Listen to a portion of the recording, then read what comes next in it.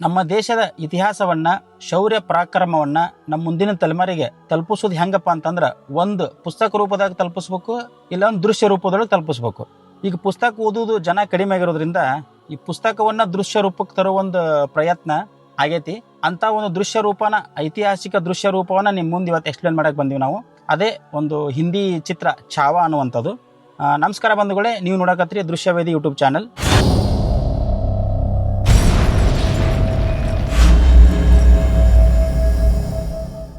ಈ ಛಾವಾ ಅನ್ನುವಂಥದ್ದು ಒಂದು ಕಾದಂಬರಿ ಹೆಸರಿದು.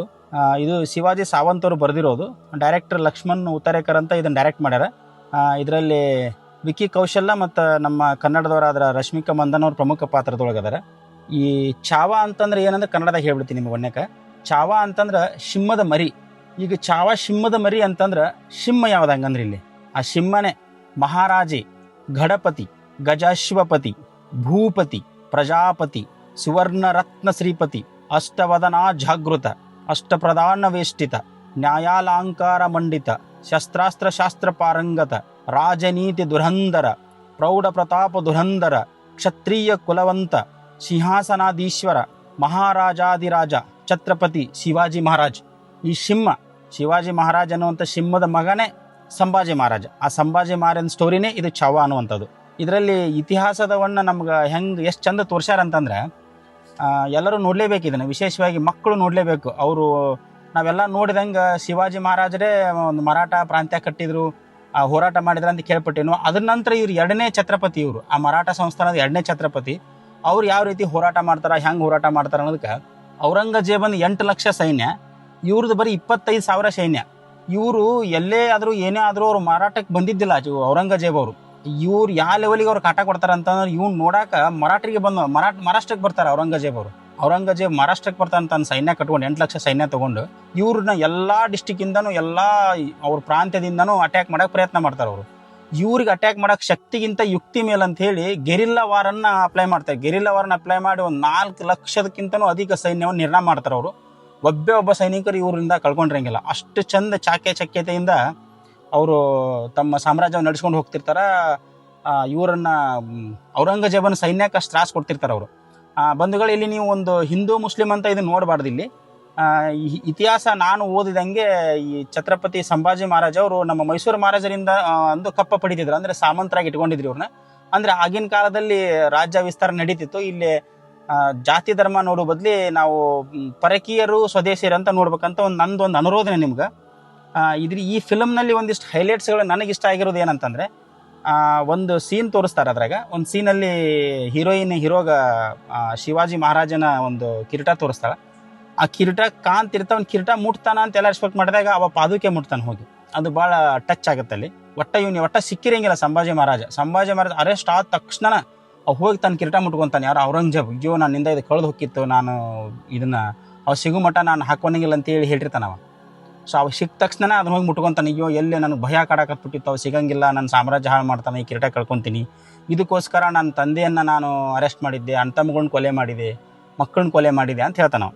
ಇಲ್ಲೇ ಕೊನೆಗೆ ಮತ್ತೊಂದು ಸೀನ್ ಐತಿ, ಒಂದು ವೆರಿ ಎಮೋಷ್ನಲ್ ಸೀನ್. ಏನಂತಂದರೆ, ಅವನು ಔರಂಗಜೇಬ್ ಅವನ ಹತ್ರ ಬರ್ತಾನೆ, ಯಾರ ಹತ್ರ, ಅರೆಸ್ಟ್ ಆಗಿರುವಂಥ ಸಂಭಾಜಿ ಮಹಾರಾಜನ ಹತ್ರ ಬಂದು ಹೇಳ್ತಾನೆ, ಈಗೂ ನಿನಗೆ ಜೀವದಾನ ಮಾಡ್ತೀನಿ, ನನ್ನನ್ನು ಒಪ್ಪಗೋ, ನನ್ನ ಧರ್ಮ ಸ್ವೀಕರಿಸ ಅಂತ ಹೇಳ್ತಾನೆ.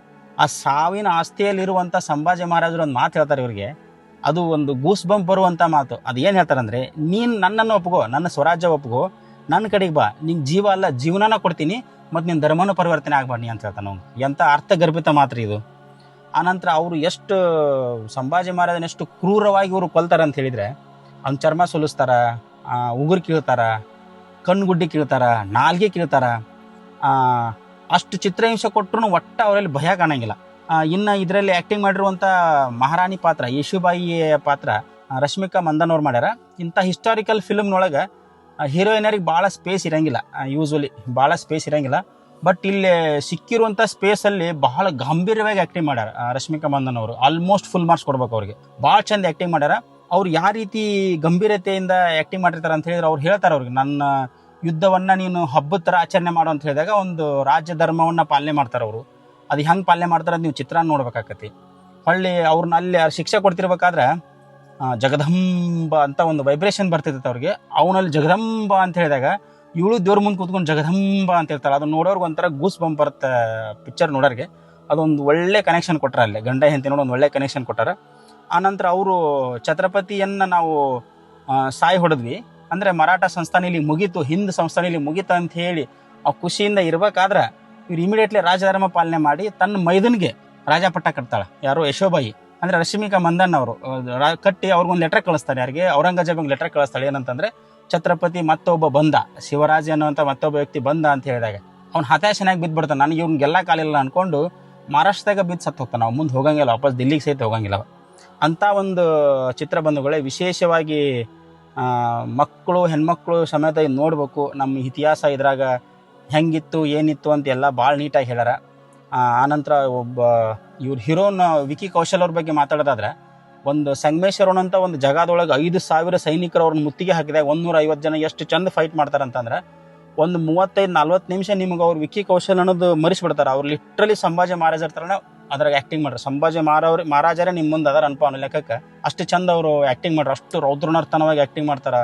ಅವರು ಚಿರಾಡೋದೇನು, ಅವ್ರು ಫೈಟ್ ಮಾಡೋದೇನು, ಲಿಟ್ರಲಿ ಪೈಸಾ ವಸೂಲ್ ಅನ್ಬೋದು ಇದಕ್ಕೆ. ಇದರಲ್ಲಿ ನನಗೆ ಕಂಡಂತೆ ಯಾವುದೇ ಒಂದು ವೀಕ್ ಪಾಯಿಂಟ್ ಯಾವುದೇ ಕಂಡಿಲ್ಲ. ಕೊನೆಗೆ ಇವರು ಬಂದಿ ಆಗ್ತಾರೆ. ಬಂದಿ ಆದಾಗ ಒಂದು 5 ನಿಮಿಷ ಲ್ಯಾಗ್ ಆಗೈತೆ ಅಂತ ನಮ್ಗೆ ಅನಿಸ್ತೈತಿ. ಯಾಕಂದ್ರೆ ಹೀರೋ ಸಿಕ್ಕ ತಕ್ಷಣ ನಮ್ಗೊಂಥರ ಅದು ಬ್ಯಾಡ್ ಫೀಲ್ ಬರ್ತದೆ, ಇನ್ನೇನಪ್ಪ ಮುಗಿದು ಹೋಯ್ತು ಅಂತೇಳಿ. ಬಟ್ ಅಲ್ಲಿಂದ ಒಂದು ಕನೆಕ್ಷನ್ ಕೊಡ್ತಾರೆ. ಒಂದು ಕವಿತೆ ಅಂತ ಬರ್ತೈತಿ, ಸ್ವರಾಜ್ಯದ ಬಗ್ಗೆ. ನನ್ನ ಸ್ವರಾಜ್ಯ ಎಲ್ಲೆಲ್ಲಿ ಐತಿ, ಸಹ್ಯಾದ್ರಿ ಒಳಗೈತಿ, ಕೊಂಕಣ್ ಒಳಗೈತಿ, ನಾಸಿಕ್ದೊಳಗೈತಿ, ಜಲ್ನಾ ಒಳಗೈತಿ ಅಂತ ಅವ್ರು ಹೇಳುವ ಒಂದು ಪರಿ ಐತಲ್ಲ, ಅದು ಎಲ್ಲರನ್ನೂ ಒಂದು ಮಕ್ಕಳಲ್ಲಿ ಕುಂತವರಲ್ಲಿ ಒಂದು ದೇಶಭಕ್ತಿ ಹುಟ್ಟಿಸುವಂಥ ಪ್ರಯತ್ನ ಮಾಡ್ತೈತಿ. ಮುಂದಿನ ಸೀಟಿಗೆ ಬಂದು ಕುಂದ್ರೋ ರೀತಿ ಫೀಲ್ ಬರ್ತೈತಿ. ಒಂದಿಷ್ಟು ಎಮೋಷನ್ಸ್ಗಳನ್ನು ಭಾಳ ಅಚ್ಚುಕಟ್ಟಾಗಿ ಭಾಳ ನೀಟಾಗಿ ಹೇಳ್ತಾರೆ. ಇಷ್ಟೇ ನನಗೆ ಅದ್ರಲ್ಲಿ ಅನಿಸಿದ್ದು. ಒಂದು 10 ನಿಮಿಷ ನಿಮ್ಗೆ ಲ್ಯಾಗ್ ಅನಿಸ್ಬೋದು ಅಷ್ಟೇ ಅದು ಫಿಲಮು ಕೊನೆಗೆ ಅಂದರೆ ಅರೆಸ್ಟ್ ಆದಾಗ. ಅದು ಬಿಟ್ಟರೆ ವಿಕ್ಕಿದ ನೆಗೆಟಿವ್ ಪಾಯಿಂಟ್ ನನಗೆ ಏನೂ ಕಂಡಿಲ್ಲ. AR ರೆಹಮಾನ್ ಅವ್ರ ಮ್ಯೂಸಿಕ್ ಆ್ಯಸ್ ಯೂಶ್ವಲ್ ನಿಮ್ಗೆ ಅನಾವಶ್ಯಕವಾಗಿ ಎಲ್ಲಿ ತೂರಿ ಬರೋಂಗಿಲ್ಲ, ಅನಾವಶ್ಯಕವಾಗಿ ಒಂದು ಕೆಟ್ಟದಾಗಿ BGM ಇರೋಂಗಿಲ್ಲ. ಅವ್ರದ್ದು ಎಷ್ಟು ಸಾಧ್ಯನೋ ಅಷ್ಟೇ ಇರ್ತೈತಿ, ಎಷ್ಟು ಬೇಕೋ ಅಷ್ಟೇ ಇರ್ತೈತಿ, ಕಿವಿಗೆ ತಂಪು ಕೊಡ್ತೈತಿ. ಒಟ್ಟಿನಲ್ಲಿ ಎಲ್ಲರೂ ನೋಡುವಂಥ ಚಿತ್ರ ಒಂದು ಬಂಧುಗಳೇ. ನಮಸ್ಕಾರ.